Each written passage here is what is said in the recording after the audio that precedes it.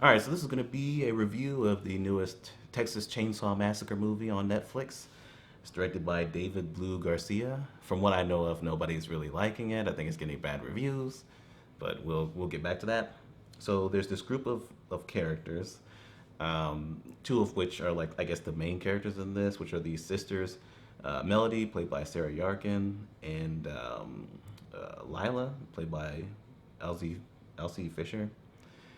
Um, they're at well, they're from the city and they're coming to this area in Texas, and there's this all these old buildings and things like that.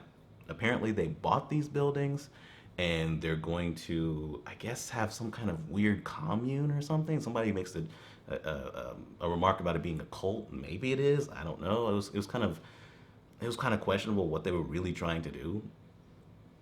There's also this other character, Dante, played by Jacob Lattimore. I've seen him in other things. One thing in particular that wasn't very good, but he's like the main guy that's like running this thing. They go to take this house. It's one of the buildings in this area that they bought. They go there to check it out and take down this Confederate flag. And there's an old lady there, and she was running an orphanage at some point, but there's only one person left that she takes care of, and she's already kind of sick or whatever. But she gets thrown out because there's this thing where it's like, well, where's the title if you cleared it with the bank and things like that? Because this is ours now, and she couldn't produce it, so the cops kick her out. But then she has a heart attack and she dies. The one person that's left behind that she's still taking care of happens to be Leatherface.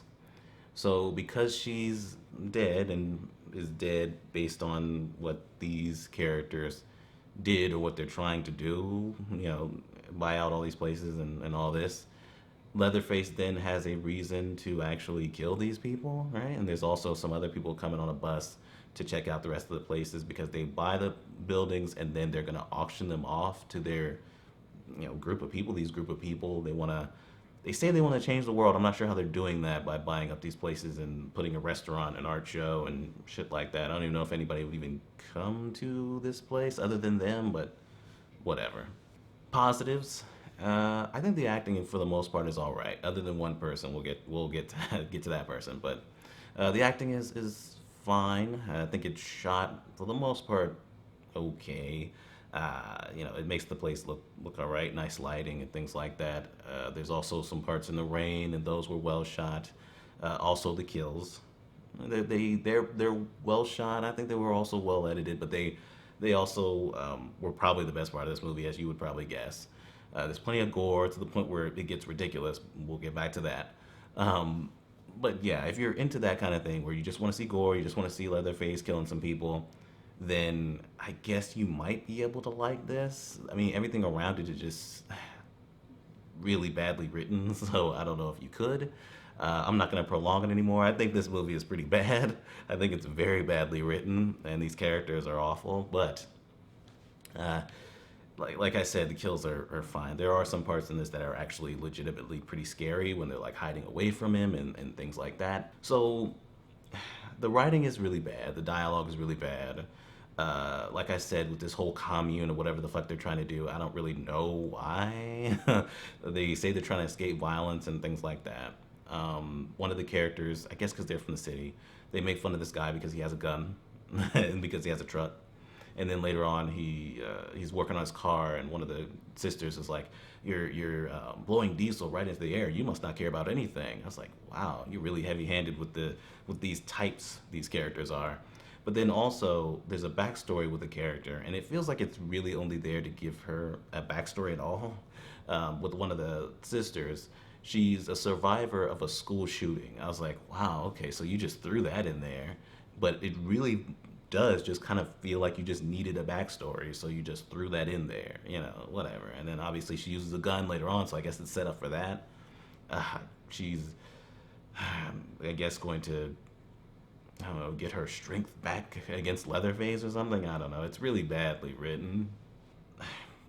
There's an actress in here, and she's supposed to be playing the older, character from the original movie, which I think the original movie is the only one I've actually seen, but that's not even the same actress, and she's really bad. Like her line delivery is very wooden. It's been 50 years. It's time for him to die, or whatever she said, right? And she's been training and doing all this other stuff. It's blatantly copied from the whole Laurie Strode thing in the 2018 Halloween, where she's been training and tells her she to get back at the guy. You know, she's been haunted by it ever since then. But it's not nearly as well written as it was there. And like I said, the acting is really bad. The kills, even though I thought it was kind of scary and the kills were somewhat effective, or some of them, like I said, the characters are nothing, so I really don't care if they die. It was to the point where I was just waiting for them all to die.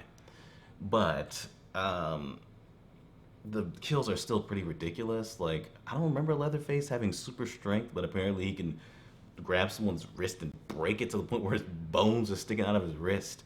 And then it's this whole crazy Rube Goldberg machine where like he uses the bones from his wrist to stab him in the neck, and then he just happens to shoot, and it just happens to hit the person driving in the neck. So then he crashes. I was like, wow, this is ridiculous, right? And then there's these other characters on this bus, and I have to spoil this, where because the characters are really stupid, especially these ones. First of all, he gets on the bus with them. It's a crazy guy with a chainsaw. He just decapitated the driver, but the other people, they didn't see that. Only the black lady did. And they stop and start like recording him with their phone, and somebody says something about him being canceled. It's terrible. It was a freak show.